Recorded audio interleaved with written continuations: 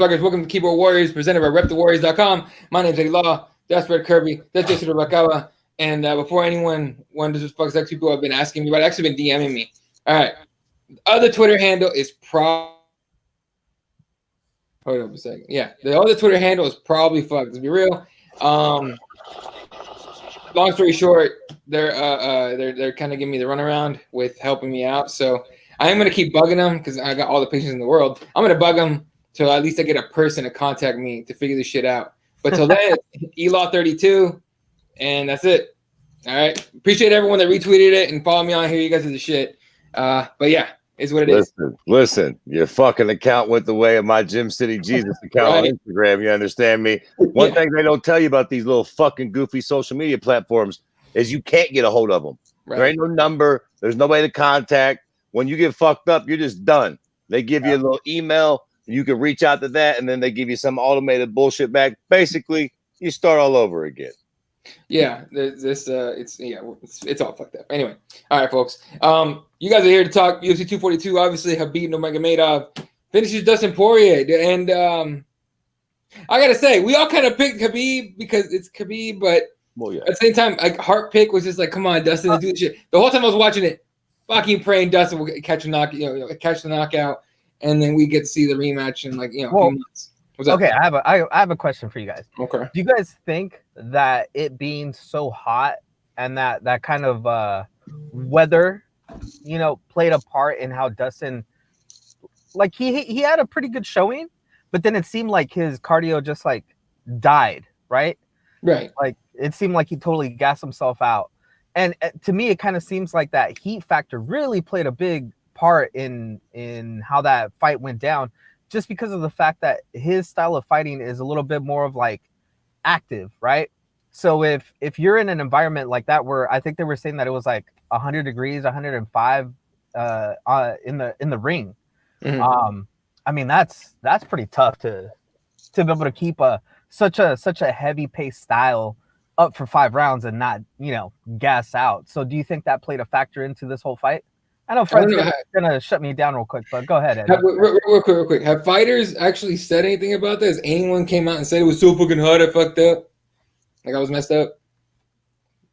I mean, I don't know. I don't think so. I haven't heard anybody say anything. That's what I'm wondering. None of the winners have.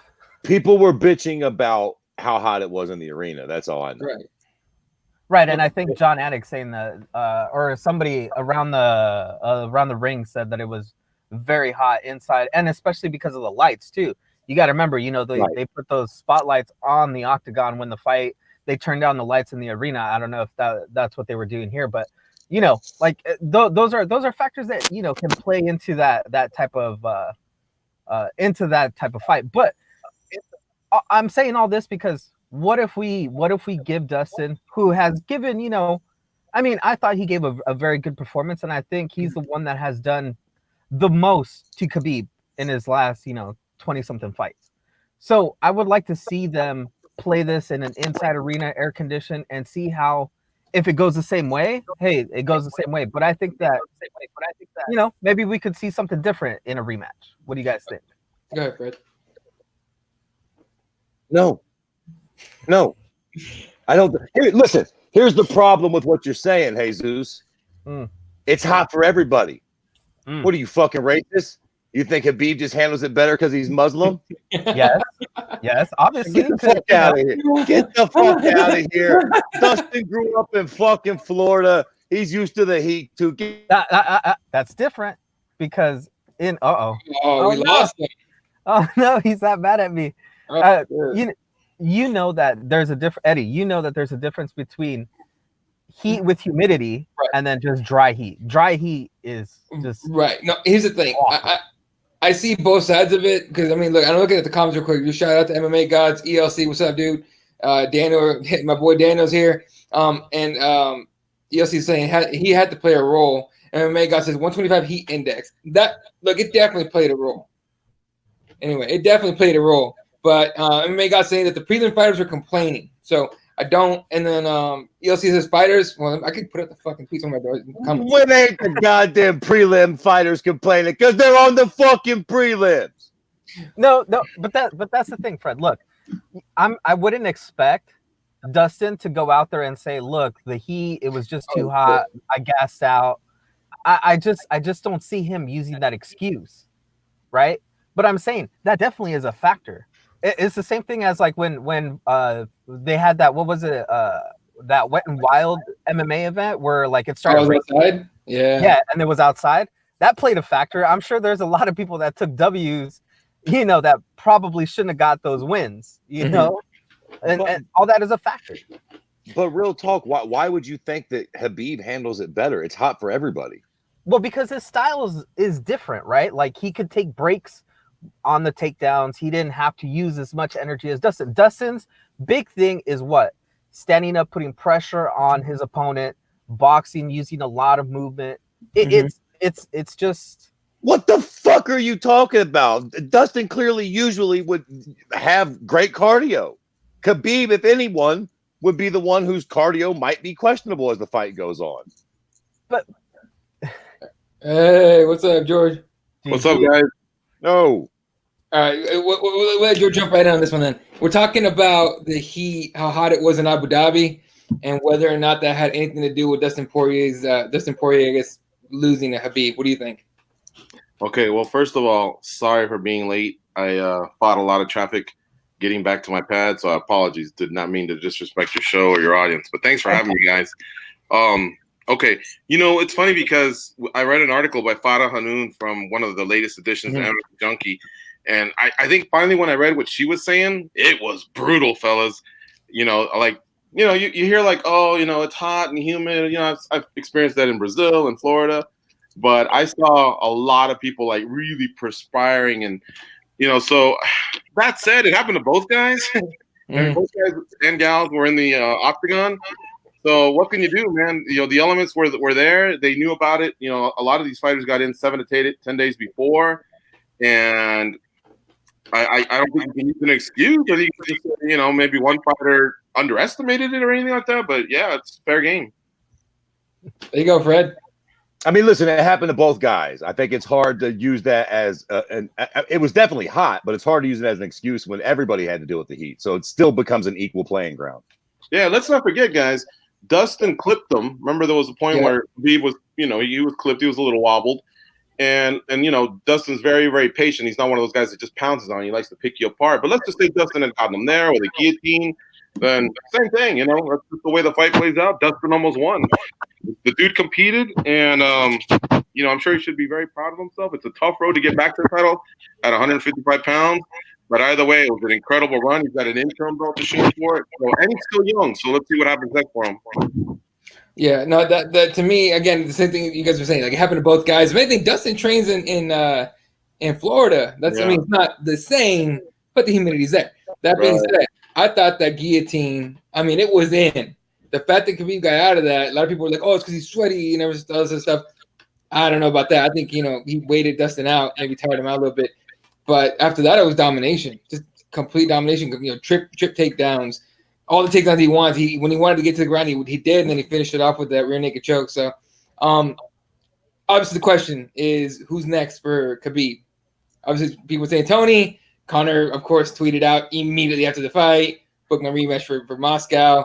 People throwing out everybody basically, but the main guys are talking about are Tony and Conor McGregor. So, Fred, if you're picking, who are you picking on that one? Listen, come on. Y'all know I'm the resident Conor nut hugger, but obviously it's Tony. The answer has to be Tony at this point. I think Tony's made so much of a case for himself leading up to this fight that almost becomes bigger than the Conor fight. The Conor fight's almost kind of trite at this point. Like, everybody wants to see the Tony versus Khabib fight at this point. It has to be that fight. Yeah, I would agree. There really is nothing that's not more clear cut in any division, I believe, because this has been the fight for the last few years. Granted, there's been some injuries, some bad luck, hospital runs, but both guys are ready to rock and roll. I mean, hell, I'd like to see this before 2019 is over, honestly, because remember with Khabib, he's a fighter that's only available like 9 months out of the year because of his observance of Ramadan and the fact that he doesn't like to fight too frequently. So I'd like for him to fight once in 2019 and maybe once in April of 2020, and then he'll have to take a few months off in the summer again for religious observance. But Then anyway, what I'm getting at is you can still do GSP then. Oh, I forgot you about really that. think GSP is going to come back and do that fight though? Excuse me. Do you really think GSP is going to come back for that fight? Yeah, that's the other thing is, well, apparently there's been negotiations and it's been talked about, but here it is, guys. I don't know who to believe or what to believe because I think everything gets thrown out on the table, but in the end, I just don't know how serious it is. Like, I don't know if somebody's name's on it and now we're just waiting for the other guy to sign, or if it's just something that's thrown in conversation the same way we're throwing it in conversation, yet months later it says it was talked about. You know what I mean? Mm-hmm. So I don't know. That's just, I guess, some of the stuff that happens, way above anything I know. Yeah, my favorite thing was Dana White saying something like, "If Tony turns the fight down, then we'll, the Conor McGregor, rematch to make sense." That to me was translated in my own head to, if Tony doesn't take what we want to pay him, we're just gonna tell him that we're gonna kick him. That's exactly what's happening. Is there's a lot of like smoke screens that managers are doing, the promotion is doing, fighters are throwing out, and so they're all playing a game against each other. And I get it because I think it's leverage, basically what it boils down to. But that's why I don't know who to believe or not to believe. Now, I'm a little bit less oblivious to us than a lot of the listeners of our show or a lot of my buddies, and that's because for many years I followed the English Premier League. And guys, in the summer, you should see how many rumors there are attached to how many players might be leaving or coming to the team I cheer for, which is Manchester United. Times that by all the teams in Europe, and it is just you don't know what to believe at one point. So you just start to basically dismiss everything. When the guy is signed, okay, let's run with it. There you go. Jesse, what do you think, man? Who would you pick there? It's tough because I think, like you guys are saying, we've had this fight booked, 3 times now, and it just hasn't come through. So, I mean, it just makes sense that has to be the fight. And especially since Tony looked so good in his last fight off of, coming off a big injury. And he just has the most interesting style, right? Like, he's a guy that doesn't get tired. He's the guy that if you put him on his back, he's, throwing up all kinds of submissions. He's dangerous. He can hurt you. It just seems like it's the perfect fight just to see who really is the best pound for pound fighter at that weight class. So, I mean, there's almost no argument. The only argument is that if Conor wants to come in and, he's the big bucks, and, the UFC loves to make money with Conor because he's a draw. I mean, that's the only thing I could see messing up that Tony fight. And like you guys are saying, if Tony says, I don't want to fight until, after the new year, or, I don't want to fight for that amount of money, then, I could see them definitely just passing him over and going, well, here's the Conor rematch. Yeah, that would make sense. I mean, and just like George said, it's smoke screens everywhere. So this is how negotiations go with the UFC. Hey, you guys have played fantasy football before, right? Yeah. And before your draft, you and your buddies, you get on the phone and joke around during your lunch hour or whatever, and just do a mock draft of the first round. Mm-hmm. You could do like 20 of them, and you kind of get a pattern for what your buddies are thinking, and or maybe we're the only ones that geek out like that. But I've done it so many times that you're just trying different scenarios, and I think that's what everyone's doing behind the scenes is just saying, hey, look, we got options. The managers are doing it for their fighters. The fighters are doing it for themselves, but the managers just maybe not as loud as outspoken. The promotion's doing it. I think theirs has to do more with just basically, hey, this is our offer. These are the dollars and cents we're offering. We're not offering more. And by the way, why isn't Jesse showing his face? I got Bell's palsy, for crying out loud. So I got half of a face, and I'm showing my mug. Jesse's in Compton. He might get jacked on video. Oh, okay. I have a different background over here. What are you doing? Abducting kids or what? What is that? A white man? And that's why I don't resident joke with this guy. Yeah, that's why he keeps his face off camera. That's what told me. He goes, don't use the phone. The computer is better. And look at he's on his phone.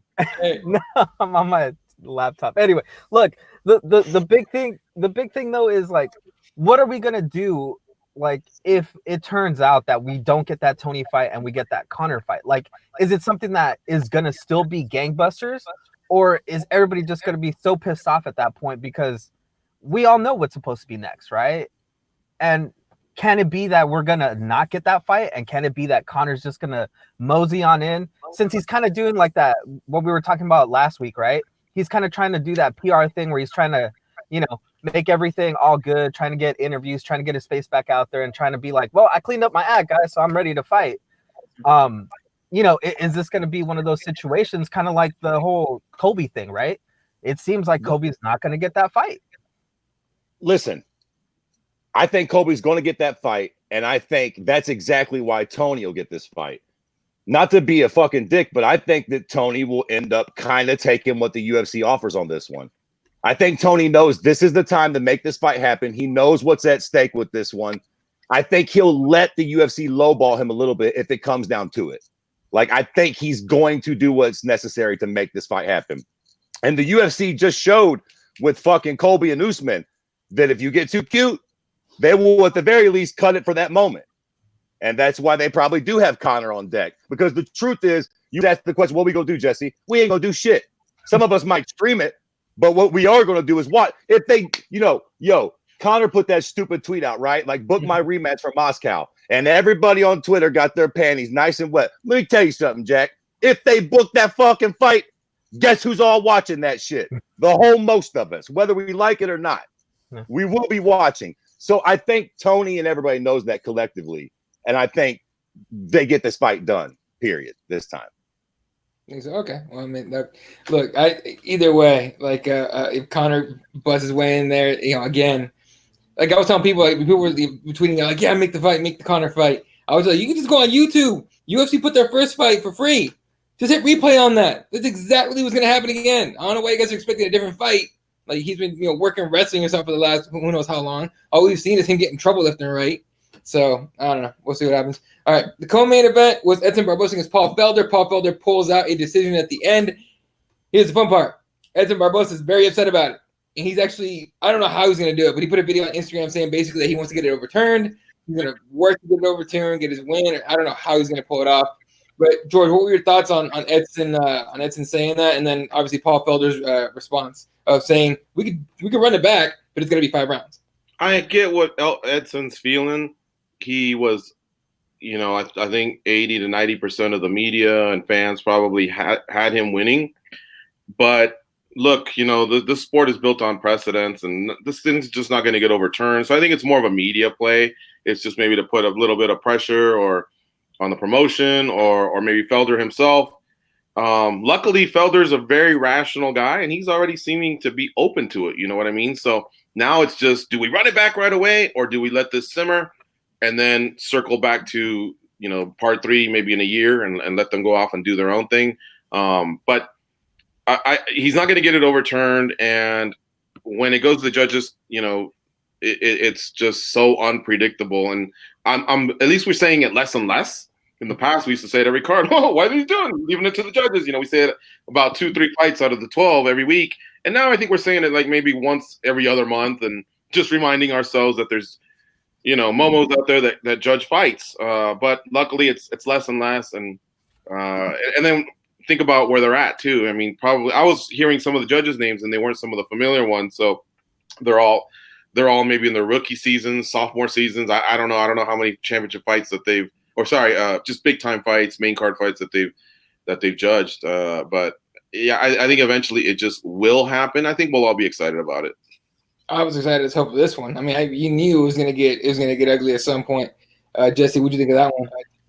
Yeah, it was a good fight, and I think we all knew that it was going to deliver, right? Like we knew it just couldn't be a boring fight, even though it could have been one of those things where we get screwed over and stuff. But it did deliver. So yeah, I could see them running it back, but I could also be good with them waiting a little bit of time, kind of like they did, right?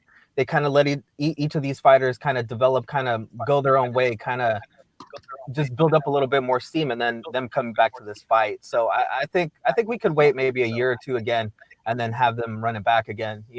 I think you could place that fight anywhere, and it'll be fire. And especially if you let them simmer and kind of both get wins, both get on a good streak. You could do it for like number 1 contender fight, or even something even better than that later down the line. So true, Fred. Yeah, I mean, listen, it was a really close fight, man. Barboza probably should have won, but it was a really close fight. What are you going to do? Like, they've had a couple of really great fights. They will probably get the trilogy in, but yeah, I think they should probably have fights. They should move on at this point. You I know don't what think this Barboza reminds- loses anything though. No. Yeah, I was gonna say this reminds me of Spencer Fisher and Sam Stout, except maybe like a 2.0. No disrespect to those guys. Those fights were awesome. But I think this is just what it is. It's two exciting strikers, and we're all excited for the third one. If it happens, and if it doesn't, they move on. That's fine too. But I think what pisses Edson the most off, and most of these fighters, is that win bonus. You know, you're just so tired of the damn win bonus. I gotta believe you spend it, especially if you're beating a guy the first time. You're thinking, well, I should get him the second time. Overseas, you hear about these taxes. I don't know, that part's got to suck a little bit. And then, if I'm not mistaken, they didn't even share fight of the night, right? I think they just had 4 performances nights. So that might be another thing where you're like, what the fuck? I can't catch a break. Right. No, I'm with you on that. All right. Besides those two, all right. What other fights stood out to you, George, out of this whole card besides those two? Boy, that Makhachev fight. You know, when he wants to fight, I see the promise there of another 55er for us to get excited about. But between him wanting to counter and just his opponent, I don't know. That fight was frustrating. I was expecting to see a little bit more out of that fight. I was really excited because 4 of the 5 fights on the main card were lightweight. So I thought there could be a little shake-up there, something for us to get excited about. Maybe 2 guys in the back call each other out. Now all of a sudden there's some matchmaking being done, but it didn't work out. But he's got an impressive record. He's got a good record overall and in the UFC. So we'll see what happens. Now, once he starts getting going, like in the 3rd round, it was pretty good. You get excited, but you know that wasn't a statement win. It was just a win. Definitely. Fred, what do you think? Curtis Blades had a nice little performance. He rearranged homeboy's nose, and then the one cat, I can't remember his name, but he landed the strike right behind homeboy's ear. The kill shot. Muslim Silikov? Yeah. No, I think it was start with an R. The R.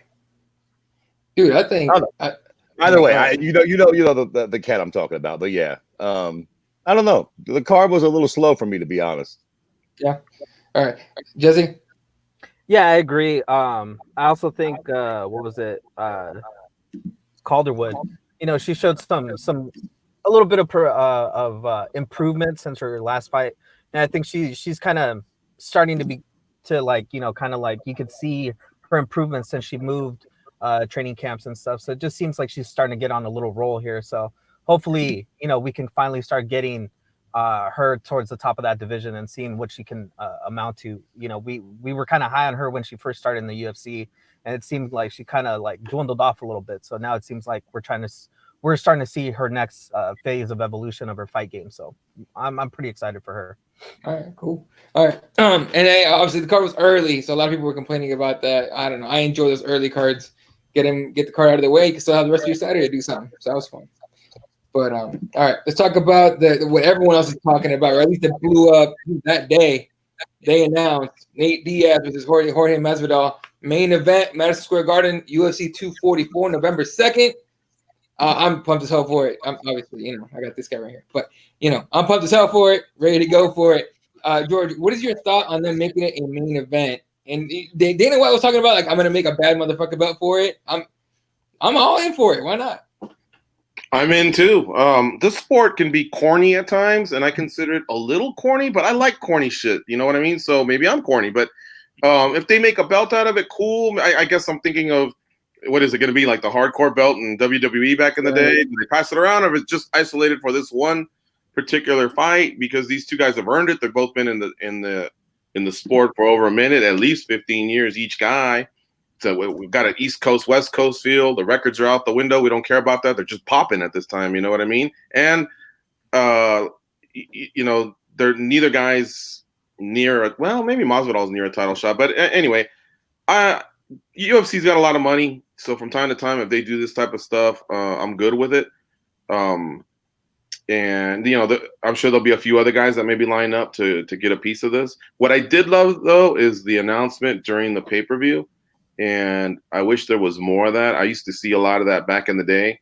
And I just feel like I mean, they call it fight week and then they call it fight night. But I treat that Saturday like a fight day. And if you can own fight day on social media, get that thing thrown up on ESPN and just cause a little bit of shockwaves, why not? Why not announce a big fight like that in the middle of the pay-per-view? You know what I mean? I don't see how it can hurt. So that made me happy, man, to hear that it was set. It was set as the main event. Maybe not that part because I was hoping Usman and Colby would be on the same card. But regardless, they're moving on with their plans, and now maybe the other two will be on the one in Vegas.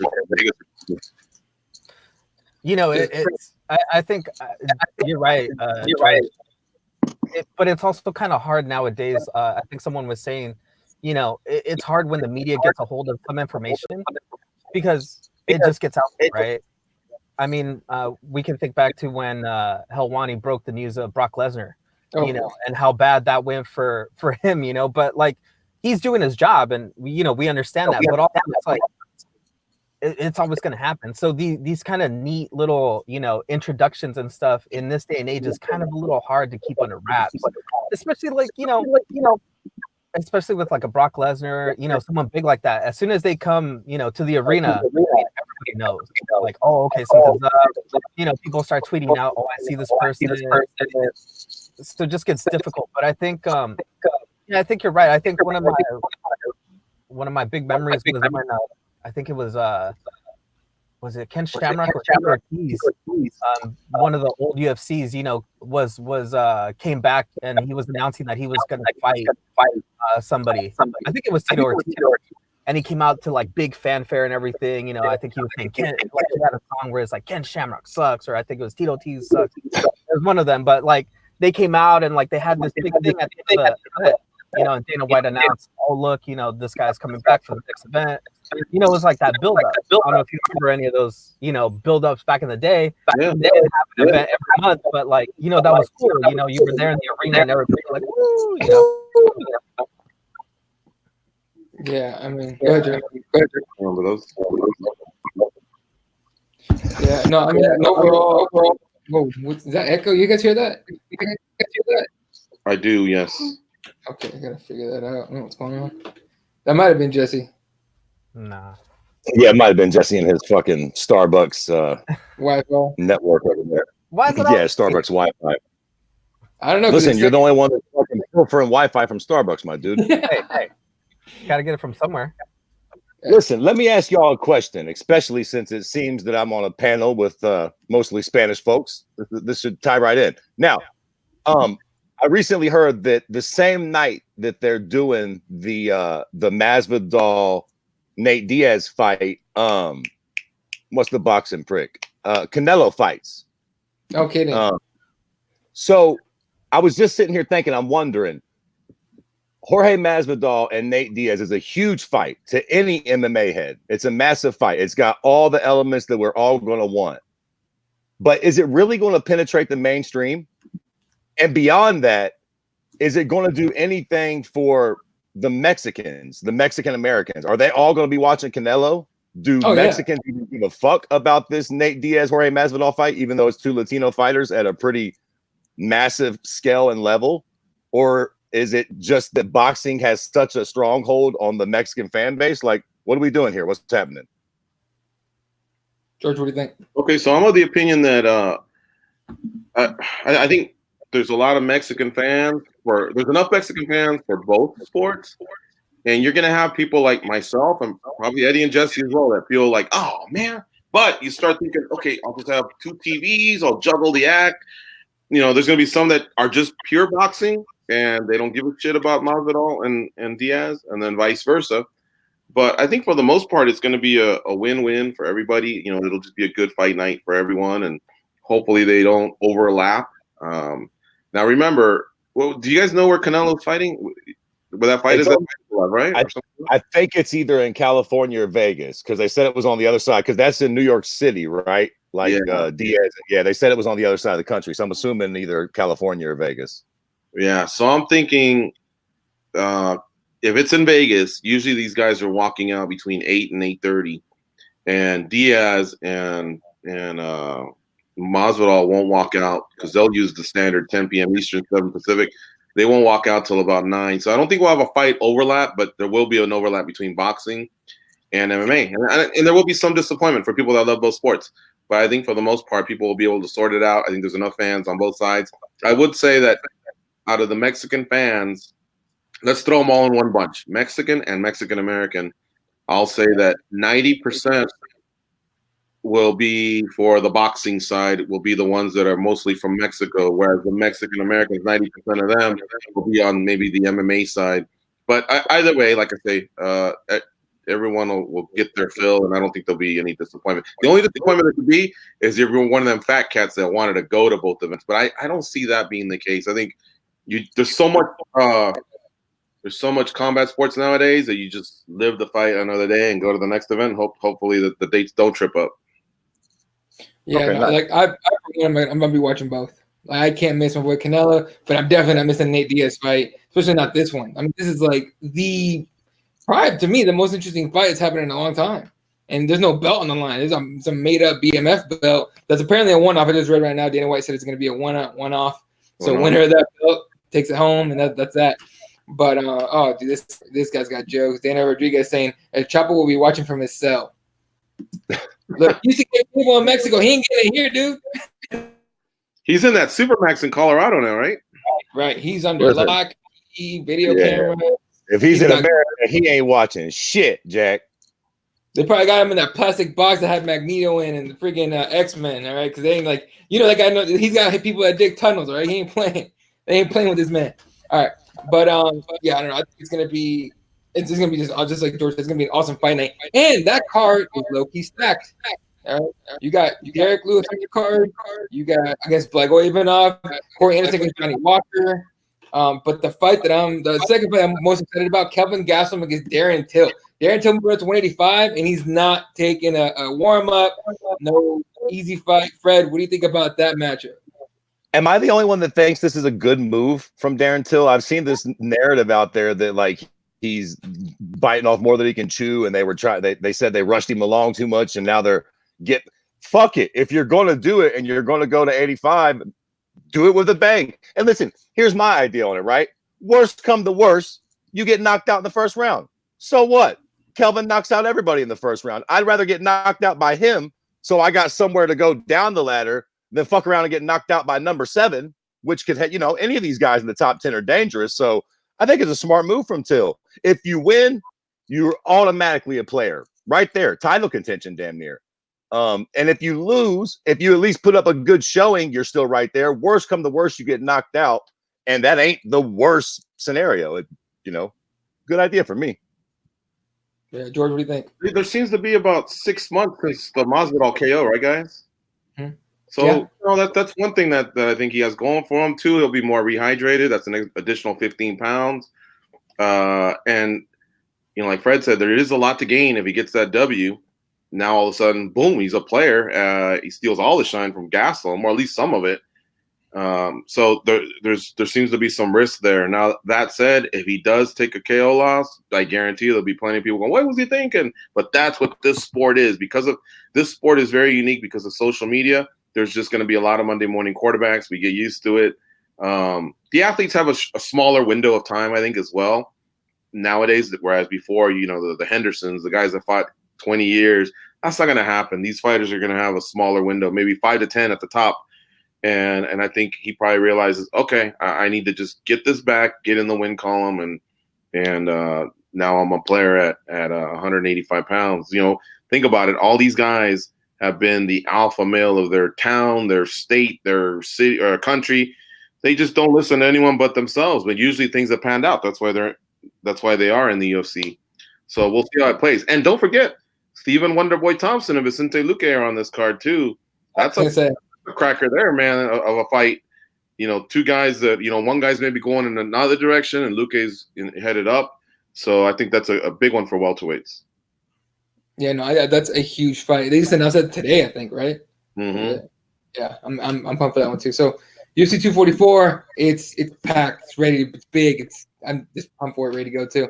Unfortunately, I can't go to it as much as I want to. That New York is pushing it a little bit. So yeah, I haven't been able to get to a New York card yet. I'd love to go though. It seems like those cards are always stacked. The UFC promised to come strong when they petitioned, to sanction MMA there, and I think we've had 3 world title fights in one night and a lot of history.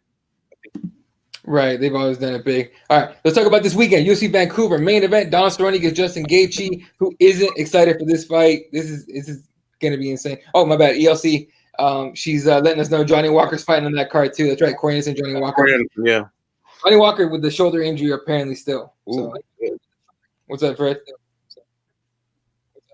No, that's just a fantastic fight. There you go. Yeah. So, but again, this weekend, Cowboy, Justin Gaethje. Justin Gaethje sending out the tweet against Conor saying that, calling him names and saying he's this and that. But this fight on its own, to me, is just forget that it's a huge fight. It is, but it's just a fun fight. George, what are your predictions on this one? I like Gaethje in this one, although a lot of my buddies that watch a lot more than I do in terms of like film study are telling me that Cowboy's a live dog, and he's got just so much experience, and not that Gaethje doesn't, but I just think that for one, Gaethje can obviously, as much as you usually say, you got to watch out for Cowboy's kicks and his jiu-jitsu and all of the strengths he has. Man, Gaethje, he's got his own kicks. You got to worry about his kicks as well. Yeah, he seems to have a pretty good chin. Even when he's getting beaten, he's not really getting like completely clipped over these past few years. And granted, Cowboy's been in way more wars. He doesn't use his wrestling, but he does have the wrestling. And Cowboy uses the wrestling that he's learned because he was never really a wrestler, but he became a wrestler. So he's been able to get some takedowns. See, I don't think he'll be able to get some of those on Gaethje. Now, if he does, then Cowboy's at an advantage because Cowboy on top of you is no joke, man. He's got really, really solid jits. At the end of the day, I just think that Gaethje will be able to connect and put away Cowboy. We'll see. All right, Fred, what do you think? You're muted, bro. Am I still muted? Yeah, you're good. Okay. I've seen a lot of people saying that they think that Cowboy's a live dog too, but my natural instinct is to go with Gaethje on this one. I just feel like he'll be able to withstand Cowboy's early punishment. And then once the fight gets to the 4th or 5th round, we all know that Justin is just a dog. And I don't want to say that like Cowboy wilts or nothing, but I can just see Justin getting that finish in the 4th or 5th round. But I will say this. I think we all seen that the tweet that Justin put out that was really harsh about Conor, calling him a fucking bad family man and a bunch of crazy shit. I think that was a really good move by Gaethje. If he wins this fight and he goes hard at Conor again, I don't think that Conor is going to get that Khabib match. I do think that Tony gets it. I think that Conor is going to have to fight somebody in the meantime when push comes to shove. I would not put it past Gaethje getting that fight if he can build a little bit of real life drama. And that tweet was harsh. You know what I mean? It was like, you're a bad family man. Fuck you. It was kind of brutal. If he knocks Cowboy out and comes at Conor hard in the post-fight interview, I wouldn't put it past him to get that fucking fight. Yeah, especially because Conor's big fight is obviously Khabib, but I think everyone's shutting that down. No matter even the fact that he's a possible 2 million pay-per-view buys minimum. Tony Ferguson has to be next, and then with GSP throwing his name out there, who knows?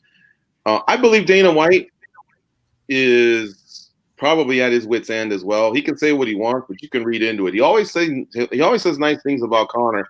I got to believe he's pretty frustrated because Conor wants a lot to fight, and Dana wants to give it to him because he can make a lot as well. But at some point, he just has to put his foot down. So I think this is one way of him, doing it. He's got options with Conor. He's got options with Conor with the Masvidal fight. He's got options with him for Nate Diaz Part 3. So there's other things he can do. And if Conor wins it, then you can sell the Khabib fight. But right now, there's just no way that it's anyone other than Tony. And one last thing, too, about this fight. Cowboy, if you give him that spacing, he's got just great kicks. He'll aim them at your head, at your liver. And he set them up really, really nice. But with Gaethje, man, that guy just has so much pressure and he goes forward. He takes all that away from you. You know what I mean? So I don't know if Cowboy's really going to be able to get set. And that's why I guess I'm leaning more towards Gaethje. I neglected to say that early on. Jesse, what do you think, man? Jesse? just going to be an interesting. Oh, there it is.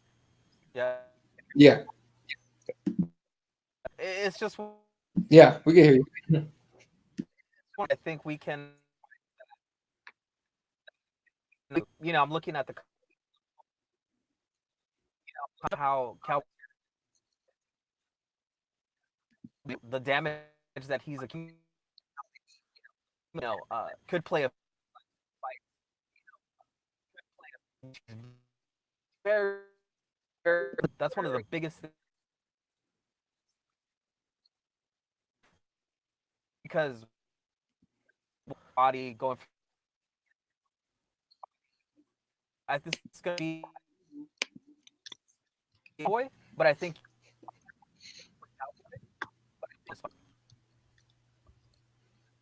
All right, so who you picking? Because you're cutting in and out like crazy right there, dude. That Starbucks Wi-Fi. Oh man. Gotcha. All right. Justin Gaethje. I'm taking Justin as well. Same thing with the same point everyone else is making, and Cowboy never really starts that quick, and Justin Gaethje is one of the guys that just comes at you. Oh boy, Jeremiah going, Jason's being abducted. They put the script on him. Yeah. Oh man. Anyway, but yeah, I think the slow start for Cowboys is going to be a factor here, but we'll find out. There he goes. All right. Co-main event, obviously, Clever Teixeira against Nikita Krylov. In hell. Okay. All right. Clever Teixeira, I think isn't he like a 2-fight win streak or something? Right. I think I saw that. Think so, but regardless, like he's coming. That's a nice fight for him. And here's the one I'm interested in. Todd Duffy's coming back against Jeff Hughes. Now, Todd Duffy hasn't fought since 2015 when he got knocked out by old Bellator now. God damn it, what's his name? Krylov. Wait. No. It was who was it? Dude, I can't believe it. Oh, I'm not even close. No, dude, he got knocked out by jiu-jitsu. Frank Mir. That's right. In San Diego. Oh my god, he got knocked out by Frank Mir, right? Yeah, those guys went at it, man. I was in San Diego, and you could just hear the leather crushing the skulls. They were just hitting each other really, really hard, and you knew that thing wasn't going to last. It was a really, really fun fight that fight night, and it sucks that someone had to lose. I like both guys, but yeah, Duffy's been out for a while, but I've been seeing him a lot at the gym, and he looks ready to go. He's got one of those serial killer faces. You know what I mean? Like he is just focused. And you know what's funny is he celebrated the 10 years of when he first won at UFC 102. He won that knockout in 7 seconds. I think it was Tim Hegg or somebody. So It's funny how 10 years ago we were like, that could be the next big thing, you know. And now 10 years later, after so many injuries and the UFC cut, he's had to endure. I hope the guy can get it together now. Luckily, he's a heavyweight. These guys can go into their 40s. Yeah. How old is he? Who, Frank Mir? Yeah, I think it's 37 or 35. Hold on, I got it right here. He is 33. 33. Okay, that's it. Yeah, Yeah, he's good. He's good as a heavyweight then. Yeah. Yeah, so I mean, it's interesting to see him still going out and trying to come back again. I think Stephen Struve's coming back too. Who is Todd Duffy fighting? He's fighting Jeff Hughes, who I think he lost his first fight in the UFC not too long ago. Okay. But he's obviously been a little more active. You know, Duffy hasn't fought since 2015. So, but if he's looking good, I'm hoping he comes in and puts on a big performance. We can use all we can get at heavyweight, really.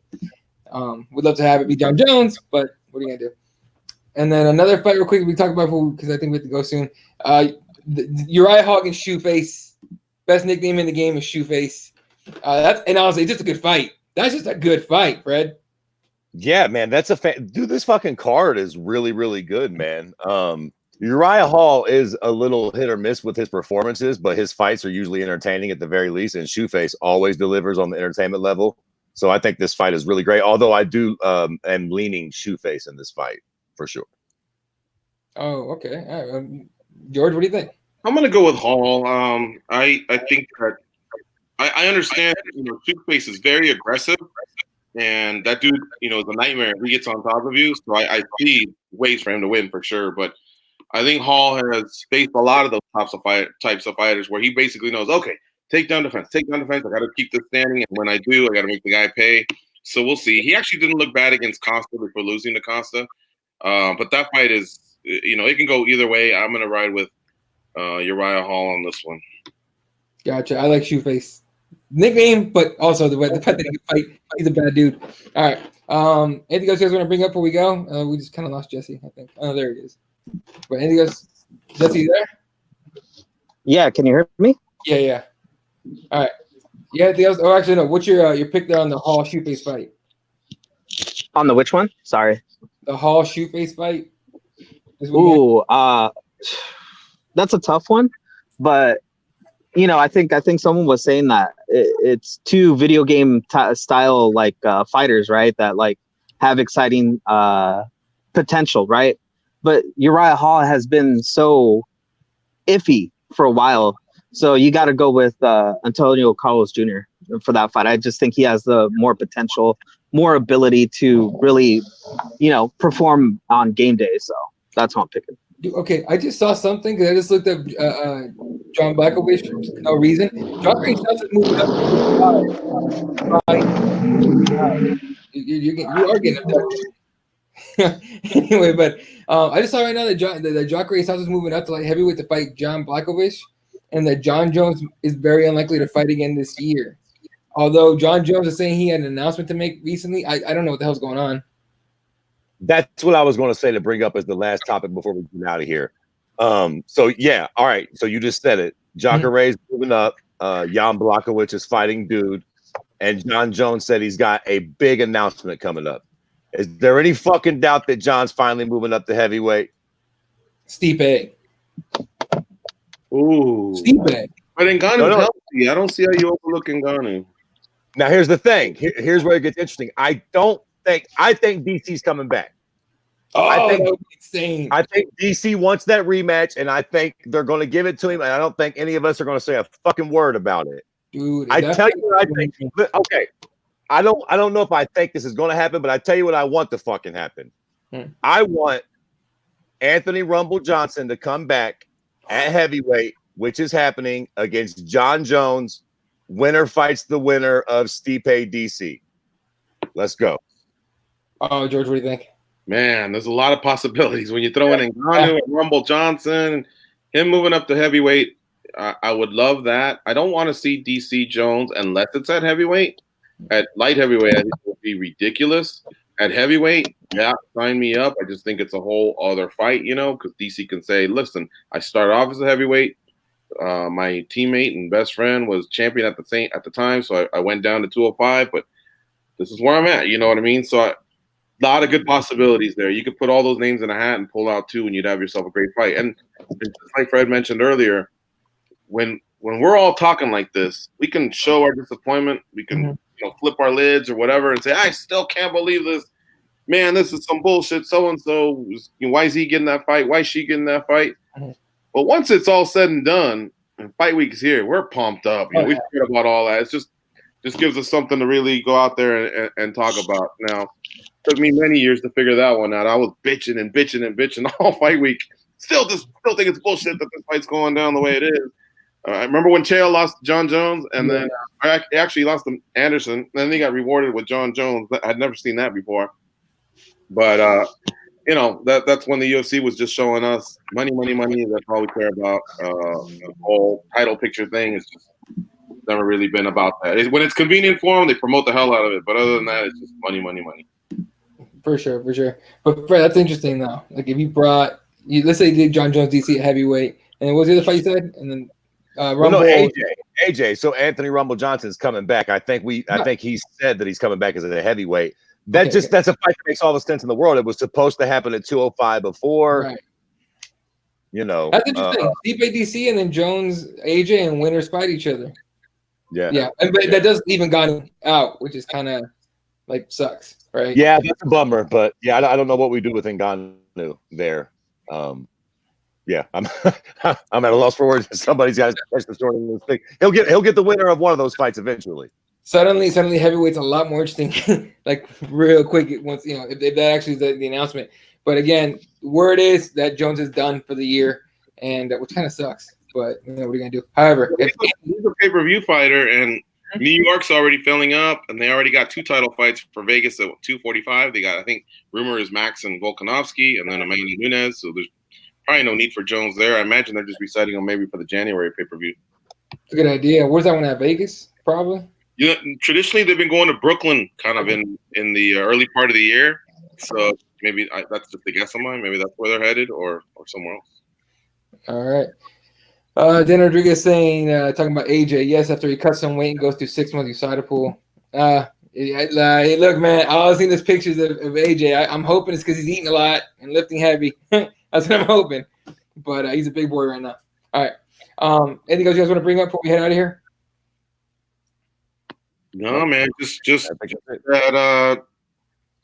Let Kobe and Masvidal, show you how this sport is. It really is an individual sport, as much.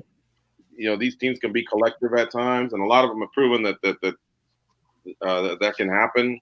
It's just a quick reminder how all these fights, all teams say they're never going to fight. I mean, look, man, enough money will get two brothers to fight. You know what I mean? Siblings.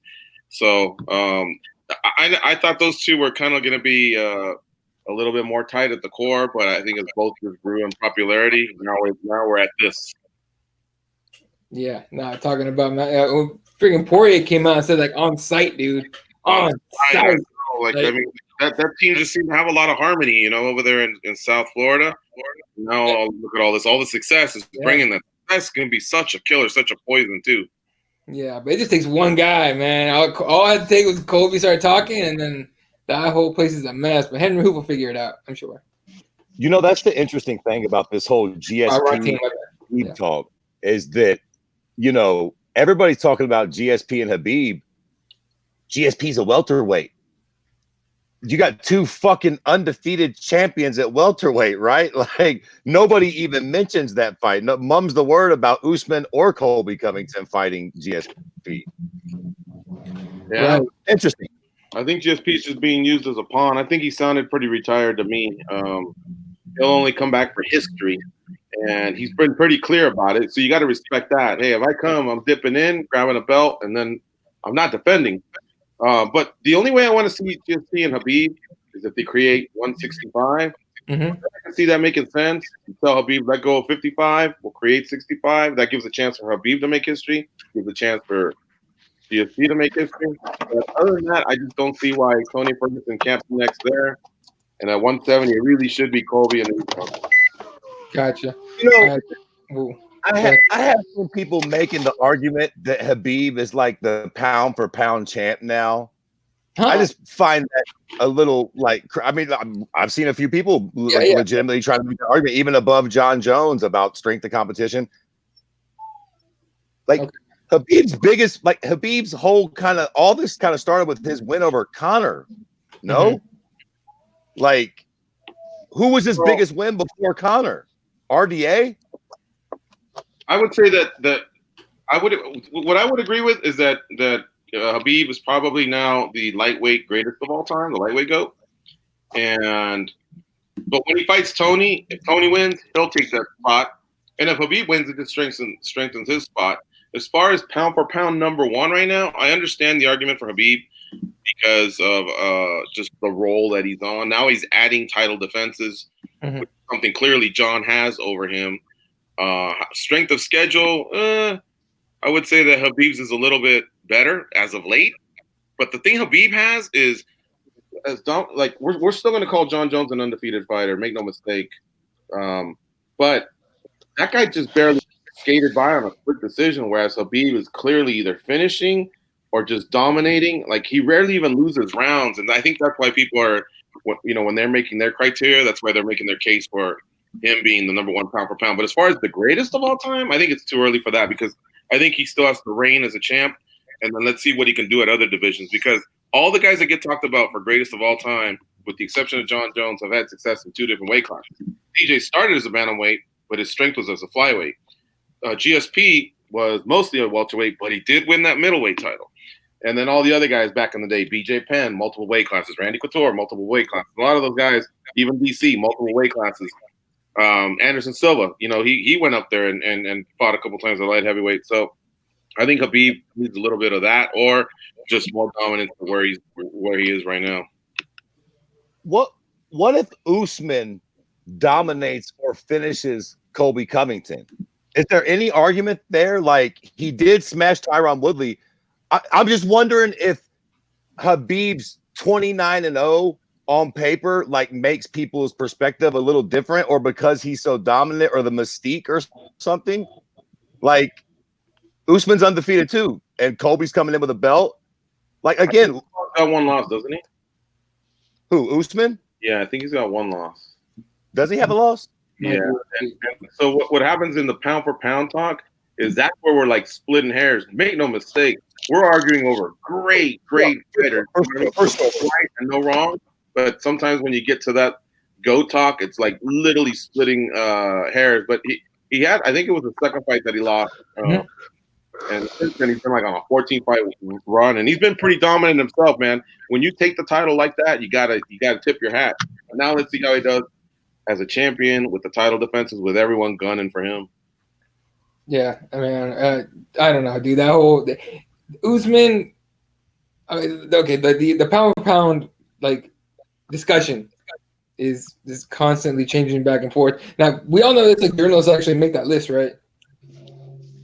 Well, yeah, I'll say this. Are you talking about pound for pound on the UFC list? Yeah, UFC list. Yeah, so there's an interesting article that just came out, and I saw it on Twitter. I just can't find it right now. There's a link back to Reddit, and apparently the panel that's come together with this, there's like 5 or I think the number was 5 or 8 respected journalists that have done this for a long time, where you're like, oh, okay, maybe we're in some good hands then. And then there's some where like you're just wondering how they got on the list. You know what I mean? If you guys don't mind, I'd like to make a pitch. The USA Today Sports and MMA Junkie rankings, we've had kind of our core together for a while. So we've discussed this for like the past 5 or 7 years in length every Monday and Tuesday before we put out what we put out. And so that's why, I like to chime in on this topic. But when it comes to pound for pound, I mean, we're literally splitting hairs and seeing what they've done. And like Jones took a little bit of a spill because he hadn't fought for 18 months. And while he's not fighting, yeah, that record's shining, but there's others that are fighting and they're putting it out on the line, and they have like 3-4 title defenses in the meantime. So he slipped a little bit, but then John Jones got busy, and I think he had 3 fights in 7 years, so he was able to work his way back to the top. So it's funny because even us as a panel, we have some extended arguments about it. But if Jones is 1, Khabib is 2, otherwise vice versa. DJ is going to lose a little bit because even if he keeps winning, it doesn't matter. It's happening in Asia, and in Asia he's not fighting top 50 guys, and that's 5-0, not 15, 5-0. And then whoever else is up there. I mean, Daniel Cormier just took a loss against Stipe. That cost him a little bit. So I think right now it's a 2-horse race between Khabib and Jones. Gotcha. All right, cool. Jesse, you got anything? Oh yeah, I just wanted to have Gigi talk a little bit about the Triple G show before we left, just so everybody kind of can hear and understand what's been going on with Gigi and MMA Junkie. I know you guys have a twice weekly show on MMA Junkie, and you guys have your Triple G show, which on Patreon. You can subscribe and become either a white belt, blue belt, brown belt, purple belt, and a black belt. I believe I think that's out of order, but you guys are dropping some great content. So if you guys want to hear the history of MMA Junkie, go ahead and subscribe to that. Some great stories that I wish we had time for Gigi to share with us. Probably my favorite one so far has been when Gigi had a food truck, not a food truck, but a hot dog stand. Go ahead. So if you want to tell it. Well, I'll tell you, we had an episode where we were talking about the worst jobs we ever had, and my brother said, "Yeah, when you fucking bought a hot dog cart and put me to work," and we were talking about all the things that used to happen, bum fights and people trying to steal, cokes or whatever, and somehow he forgot the guy that committed suicide like literally 30 feet from the truck, jumping out of an 8-story building. Look, it was 20 years ago. Back then, rest in peace to that fella, but we had a good laugh about that. We were like, oh, that's right. How can we forget that one? But anyway, so what Jesse's talking about is our MMA Junkie radio show is no longer on Sirius. We're back in podcast form two times a week. all that info is on MMA Junkie. Thank you to everyone for their support there, and Jesse, of course, for the plug. And then on the side, because look, we went from 5 days a week, 2 hours a day, to basically 2 shows a week, 30 minutes per show, no calls, no interviews. It was a little bit of a shock to us. Mm-hmm. And so we wanted to fill the void, and luckily our bosses let us create this show on the side. So it's over at Patreon. It's called the Triple G Show, and along with Richard Hunter, we're just kind of starting off slow, a little bit of the history of when we were Tag Radio, Trig and Gorgeous George, and then MMA Junkie Radio, and just kind of telling some stories because we wanted to see how we would land and how we were going to develop the podcast show and what we were going to do there at the same time, not be tripping over each other and discussing the same stuff. So we're just being lighthearted and having fun. But now we've done this for about a month, and I think we're figuring out how we can have a good flow so that both shows are a little bit different, but still discussing what everyone loves, and that's MMA. Yeah, no, definitely. If you guys haven't gone, go to Patreon, sign up for Triple G Show, and of course MMA Junkie Radio. What days are you guys doing the show? Monday and Thursday. We do it really early, and then we on the front page of MMA Junkie, you'll see the posting there where you can get all the links on Spotify and Google Podcasts and Stitcher. So it's just in podcast form right now. No more YouTube, no more Sirius, and right now we're doing this. We're doing a little bit more video work. And then we'll probably reassess in about 90 days and see what's next for us. I mean, we're radio guys. We definitely want to do a little bit more of that, but for right now, we got to respect his wishes.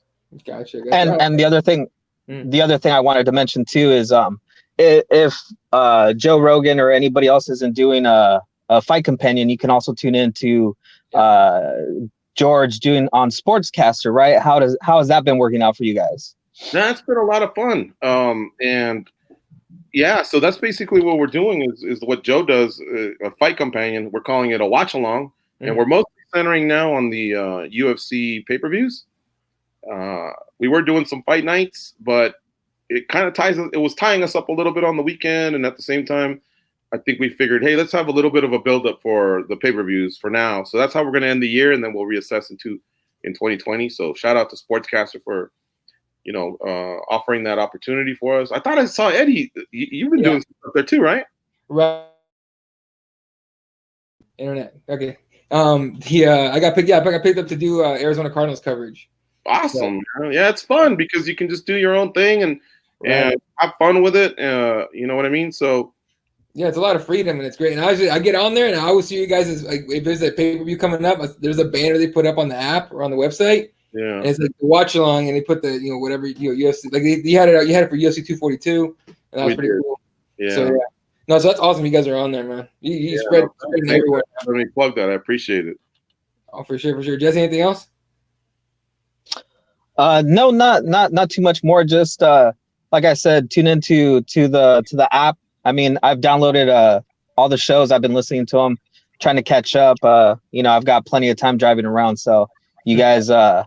Those hours a week that you guys used to have for us, it's really missed. So I wanted to have you on, Gigi, and tell you that, I'm really excited for you guys in this new era of MMA Junkie. And I'm really, really happy that you guys were able to go back through the history. And I hope you guys can, keep telling some of those stories. So the new people that, kind of don't know the history, the Ryan Bennett days and all that stuff. Yeah. How Trig was a big part of your guys' start, and that cell phone story is one of my favorite that you had there. Trying to tease people so you guys can go and listen to that history, and there's a lot of history with MMA Junkie and a lot of fighters. And you guys, if you haven't listened to MMA Junkie in a long time or just never have, go tune in. Go to that show. You can catch up basically, pretty quickly, and you get a good history of, what you guys have done over the years. Listen, I appreciate that. And let me tell you guys as well, if I can give you some advice, anybody that's just starting out or anybody that's got 100 shows under their belt or 500 or whatever, go back and, so as corny as this might sound, kind of keep a journal or just keep good notes. Because when you do reflect back, you really do hold a lot of content that whatever your fan base has a fond appreciation for, you know what I mean? And it's not just when it happened or a week old, but you can go back years later and then kind of put together some of the pieces. I'm telling you, I'll go in and look at I'll just go back like to, let's just say 2009, February 11th. And if I can find a picture or something like that, that picture is a story because I'll be like, oh, that's right. That's when that motherfucker wouldn't return my calls.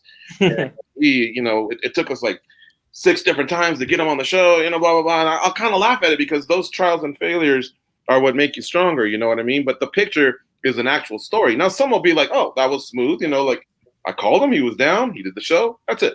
But then there's others, especially with the more famous fighters, where it was a little bit of a hustle, or whatever. And so if I could tell anyone, just document your stuff, log it. It doesn't have to be that finely detailed, but some notes because you'll see how beneficial it'll be in the future. You know what I mean? That's a great idea, honestly. Especially, I'd like to write down like we got big time by so and so and shit like that. So that's always fun. Anyway. Yeah. There's a lot of my friends that remind me just about my personal life, about the stupid stuff I do. I'm like, I sit there and laugh. I'm like, wow, I've forgotten that, but that's actually a pretty good story. Whether it's just on the side with my buddies reflecting on it, or if it's something I can share on the show, then it's all has value. There you go. All right, folks, that's gonna do it for us tonight. Appreciate you guys tuning in. George, you want to give out your social media? Yes, thank you. At MMA Junkie George on Twitter and Instagram. And thank you guys for having me. Let me know if you ever need me, and I promise I won't be late this time. I really apologize for that. No, we appreciate the time, dude. Really, like we know you're busy and everything, so we appreciate you coming on, dude. Especially like late night it is right now. So, you can follow Fred at Kirby_MMA. Jesse's at Sport 1983. I am now at Elot32 until my other Twitter account gets taken out of Twitter jail. What are you gonna do? And yeah, that's what we're gonna do. So shout out to everyone tuned in. MMA Gods, QC was here, Raider was here, ELC. I know I'm sorry for calling you a dude. That's my bad. I didn't realize you were a chick. My fault. My boy Daniel was here. MMA Gods, like I said, Jeremiah from the Hardcore MMA Show, Tony Hectic, MMA Buds, everyone that tuned in. We love you guys. We appreciate you guys. You guys are the reason we do this. And yeah, we appreciate it. Hold up, I gotta put this one up real quick. Damn right. Yes, sir. Free me, Twitter. Anyway, all right, y'all. Appreciate you guys. You guys have a good night. Right. Thank you, Wheelchair.